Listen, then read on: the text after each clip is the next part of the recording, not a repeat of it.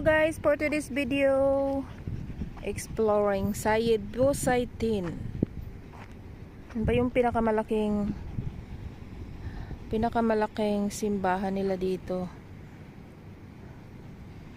ng mga Muslim.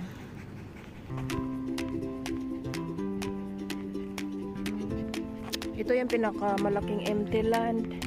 Tapos mayroon pa doon sa kabila. Siguro may-ari ng ano nito, governo. Kaya baka balang araw patatayuan nila ito ng housing.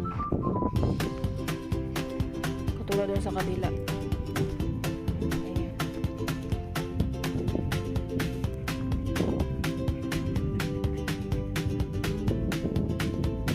Ayan. Saan kasi ako naglilibot pag naglalakad ng aso.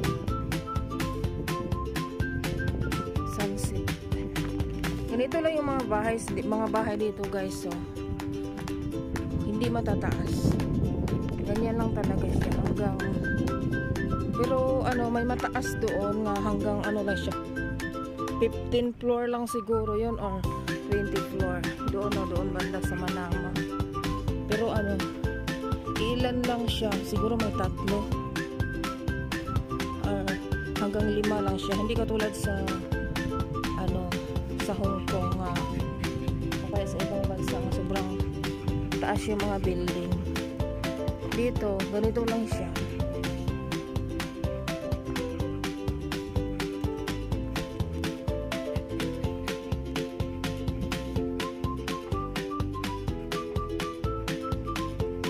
Ayan, hindi talaga mataas.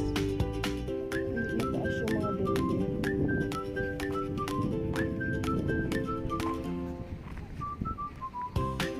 Today is Friday.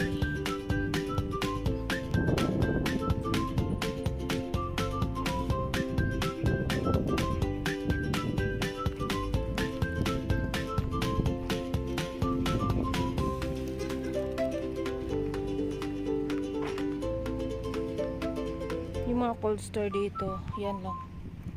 Medyo malayo din yung cold store dito, pero malakad lang naman din. Kasi halos ng mga iskinita dito may mga cold store na. Pero guys, noon yung pagdating ko dito 10 years from now, walang kaunti lang talagang bahay dito. Ito mga mga bago yan guys, mga bago lang yung patayo yan. 10 years ago, mag 11 years ago na. So noon talaga wala talagang mga kaunti lang mga bahay dito. Ngayon, ayan, halos lahat na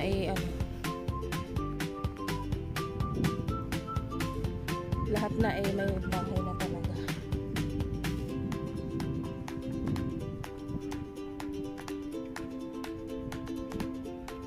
Ayan guys, yung in-explore ko naman yung dati kong in-explore doon sa kabila yun guys. Ngayon dito naman ako. Susunod naman, explore naman natin yung ibang lugar.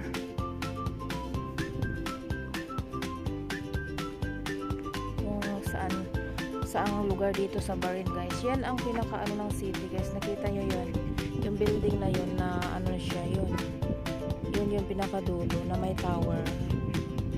Yan po yung pinaka city dyan. Yung hindi na masyadong makita. Pero yung mga 15 minutes lang yan o kaya 10 minutes lang yan nga takbuhin ng sasakyan. Pwede na malakad yan para sa atin kung pero syempre dito lahat ng may mga sasakyan. There's na yung mga building.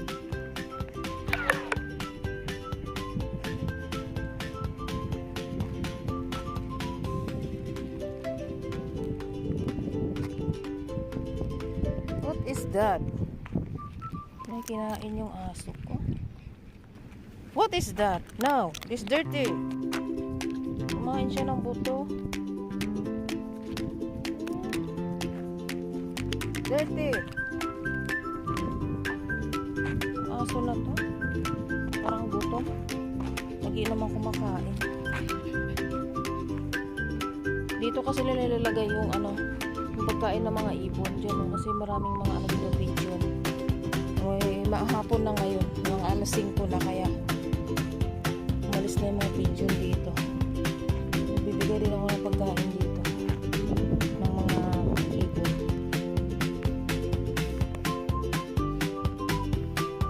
Yan ang pinakamalaking simbahan niya dito, guys. Dinadayo din dito yan. Ano, dinadayo yan dito. Ang simbahan na yan. Pero bawat iskinita dito, guys, may mga simbahan din na mga Muslim dito. Katulad yung ganyan, oh. Yun, oh, yung may mga tower doon. Simbahan nila yan. Bawat iskinita may simbahan. May bawat ano sila, may simbahan sila ano dito. Pero yan ang pinakamalaking simbahan dito sa ano, sa Busaitin. Yan. Pinaka-main nga simbahan dito sa Busaitin. Bago lang yan siya, siguro mga ano yan,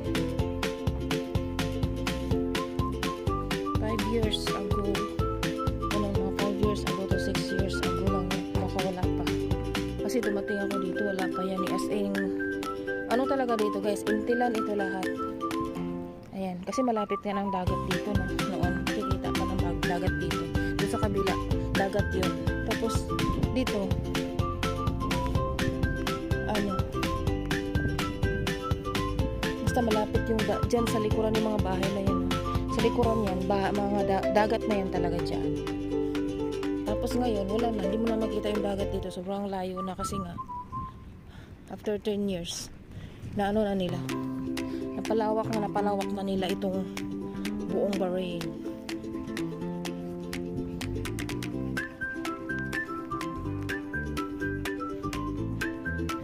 Mas malawak yung parkingan dyan sa simbahan nila. Yung mga bata pating naglalaro. Doon yung way nga papuntang Manama.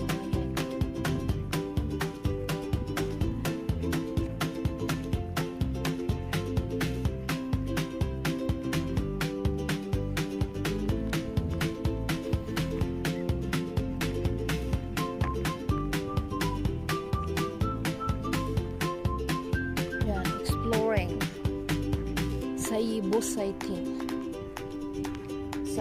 Busaitin.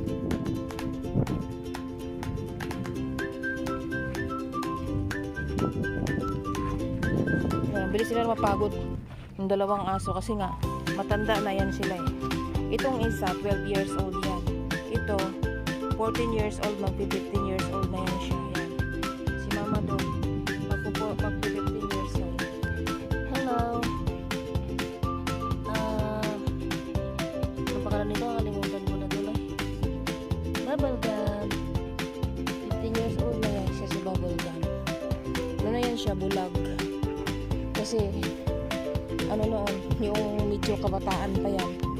Ano yan, tumatakas yan sila kahit saan-saan pupunta yan dito. Nagliligot-ligot ako noon dito. Hinahanap ko yan dito sa mga buong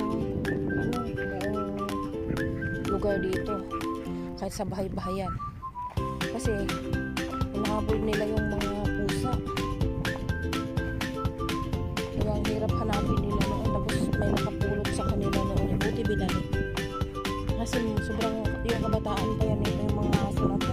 Sobrang mahal. Sobrang mahal dito. Mga ano ito. Mga halagang 50,000 dito. Mga 50,000 sa Pilipinas. Ano na yan.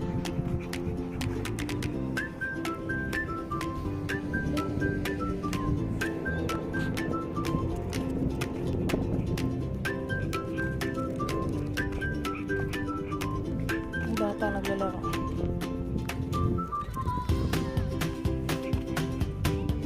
Ang aso kung gusto ng mga bata ito.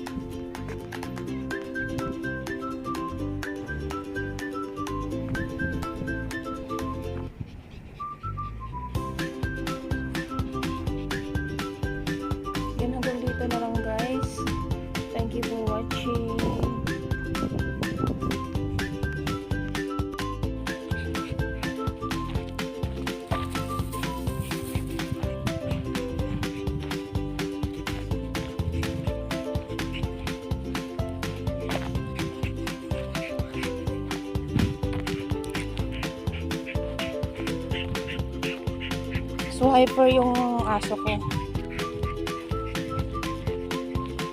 Yan.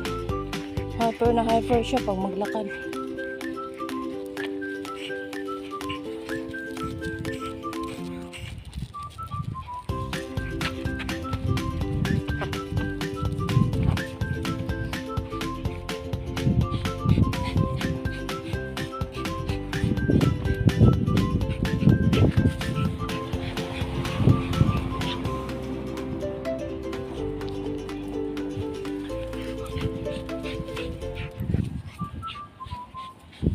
Kumbaga siya ang hihila sa'yo.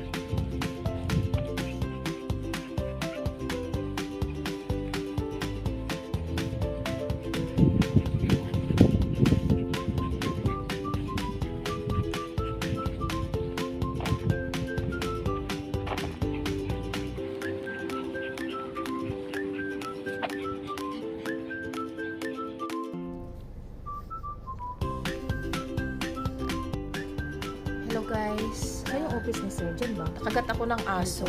Kaya pupunta kami ng Salmania kasi magpa-inject ako. Nakagat ako ng nag-away kasi dalawang aso. Hindi ko nakita. Tapos nag-away sila, tapos hinawakan ko yung isang aso. Akala niya kalaban na yung humawak sa kanya, kaya bumaon yung ngipin niya sa sa kamay ko. Tapos siya, yun bang nag-bruise siya guys. So ayan, sabi ng amo ko, ipapa-inject ko daw sa Salmania. So pupunta na naman tayo sa Salmania.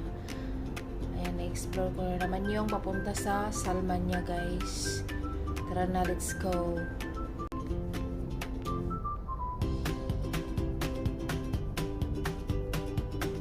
Palabas na naman ako sa January na naman.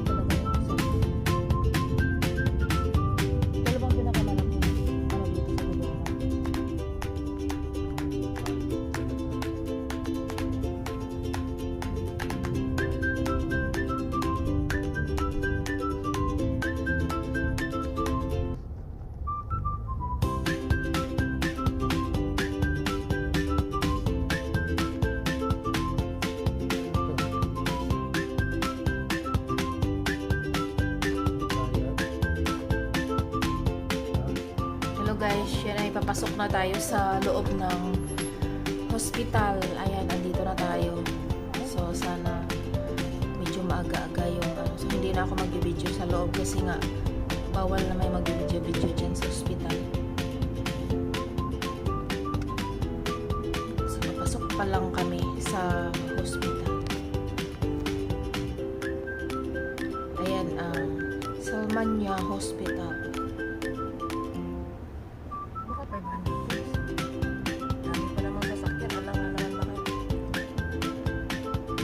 Guys, i-off cam muna tayo dito kasi bawal na dito papunta tayong loob magbe-video guys.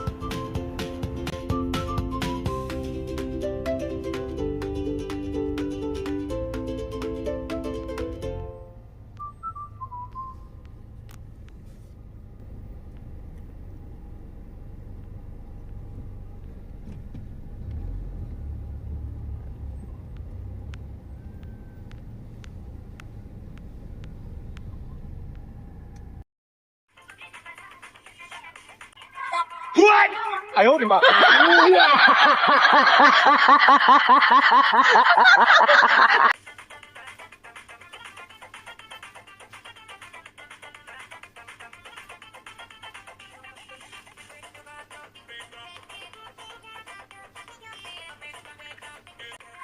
！What? 哎呦我的妈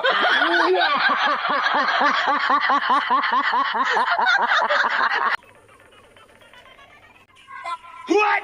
哎呦我的妈